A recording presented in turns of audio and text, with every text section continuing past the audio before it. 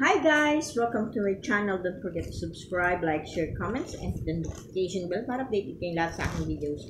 Today guys, buksan natin ang isang parcel na binili ko rin sa Shopee. Alam mo guys, pagdating sa mga sa mga alaga ko, sa mga full babies ko, bumibili ako niyan. Ayan. Hindi ko sila tinitipid. Kasi mas mahal ang magkasakit. Mas mahal ang pag nagkasakit silang lahat, mas mahal yun. Kaya dapat,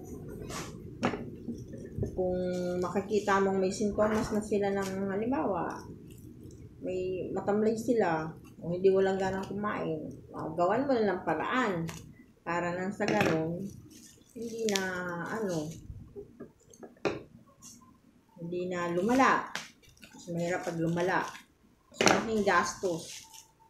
Uy! So guys. Eto guys. Yan. Tandaan nyo yan. Yan ay gamot para sa sipon, ubo, at saka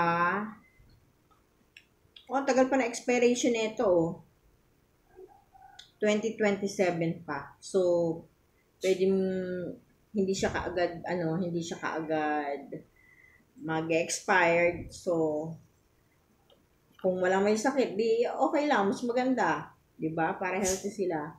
Tapos eto naman, yan, kahit sa pusa, sa mga pigeon, birds, rabbit, aso, yan.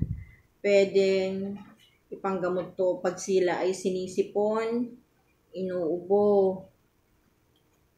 Yan. Kasi ang ingredients nito, ginger, garlic, fermented extract, oregano plant, sambong, maristic acid, blumea camphor. Yan. Ang gamot sa kanilang ubo at sipon. Yan. Yan help control and relieve colds, cough, and other respiratory problem of dogs, cats, and other pets. Diba guys? Ang galing. At hindi lang yun guys. Mura ko lang ito nabili. 142. Yan. 142 lang to. Tapos, ang nakakatuwa, may libre siyang syringe. Yan. Kita nyo guys? Yan ang libre. So, ito, yung isa ko kasing tuta, nagkasakit. Actually, meron pa naman akong ganito. Umorder lang ulit ako para, safe ba? Para lagi akong handa. Para may gamot silang para sa ubos ko. Hindi ako matataranta. Yan. Ayoko kasi makikitang nahihirapan sila. Ayokong lumala yung sakit nila, kaya inaagapan ko kaagad. Ganun ako.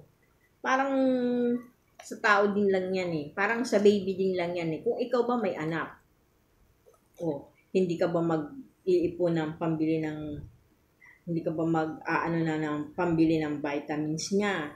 Bago pa maubos ang vitamins, dapat may naka-reserve ka na. Yung panglagnat niya, dapat may naka-reserve ka na din. Parang ganun din yan sa tao. Parang ganun din ang turing ko sa mga alaga ko. Sa mga poor babies ko na yan. Na bago pa maubos ang kanilang vitamins at saka mga gamot. Although hindi naman sila sakitin, pag nakita ko na malungkot, matamlay, titingnan ko kung anong problema, kung anong nila. Tsaka ako bibigyan ng gamot. Gagamutin ko kaagad sila para hindi lumala. Ayoko kasing lumala. Ayoko yung nagmumuta na, wala na akong ganang kumain, lulugo-lugo na, ayoko ng ganun. Inaagapan ko talaga. So, paano guys? Hanggang dito na lang ang aking vlog. Kung hindi pa kayo nakasubscribe sa aking channel, pindutin nyo lang yung subscribe button dyan. Tapos, pindutin nyo yung notification bell para updated kayong lahat sa aking videos, sa aking mga videos. Yan. Marami na akong videos guys, kaya kung gusto niyo manood sa inyong mga bahay-bahay, pwede nyo panoorin lahat ng video ko. Thank you for watching. Thank you for the love and support. And God bless you all. Bye!